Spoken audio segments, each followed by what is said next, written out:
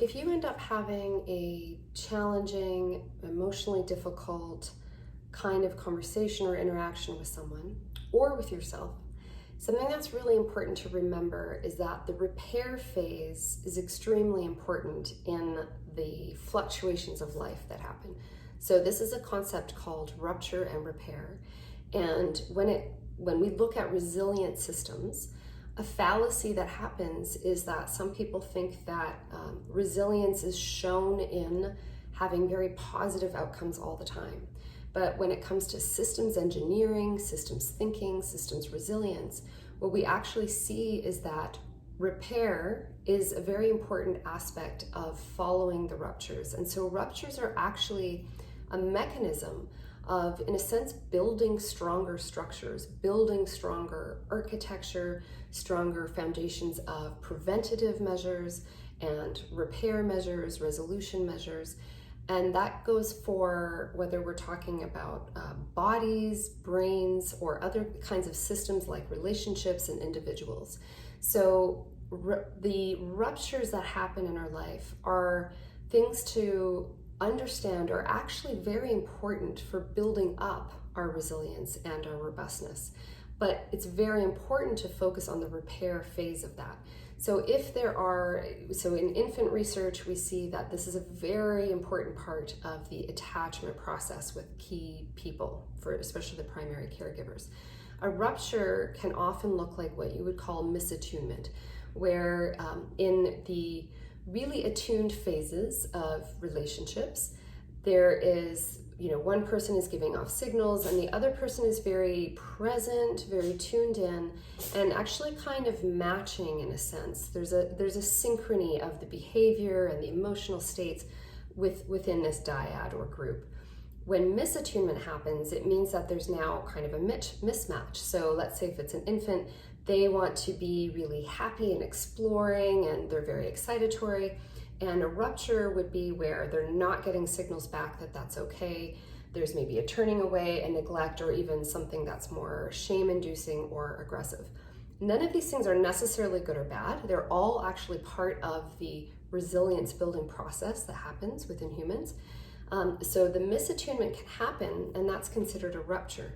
What's important after that, it's not to avoid the ruptures. Those are actually very important. They're important information for a resilient system to understand what mechanisms it can start to employ to navigate future ruptures. It lets a person know, a system know what it's really made of and how to build up different pillars and foundations that will help it get stronger and stronger. So the ruptures are not necessarily to be avoided. It's the repair part that matters so much.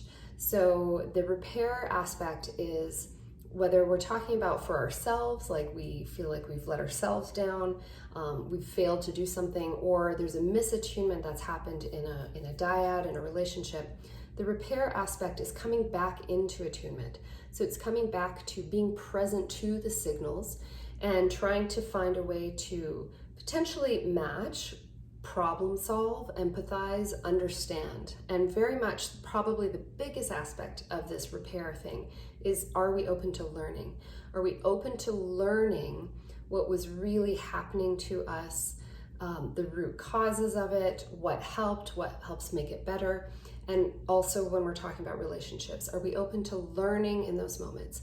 One of the biggest things that stops repair from happening is when we decide that we want to protect ourselves more than stay open to learning about what happened.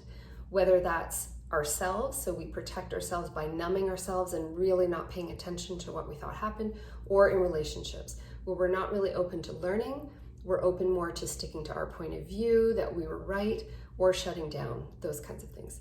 So openness to learning is a really big part of the repair. So I just wanted to put that out there, that ruptures are not something we have to completely avoid, and systems engineers actually don't want there to be no ruptures in the system because they actually want to test out how strong the systems are. And the same goes for relationships and individuals. So focus on the repair aspect, and a really big part of that is attunement, presence, and learning. So if you want to hear more about that, you can go to stephaniefay.com. I'm going so deep into all of these topics in my book, and I'm listing so many research articles, so that people can really understand where all of this research comes from. So you can learn about that at stephaniefay.com. I'm going to be letting people know in my newsletter, especially in October when it comes out. And I'm going really deep into a lot of these topics in my seminar series. So that also starts in October, but you can join any month. It's the first Tuesday of every month. And there's amazing groups of people that are coming together, and we're going to have small learning groups and interactive exercises. So I hope you get to join me for one of those things. And otherwise, I will see you again in my next video.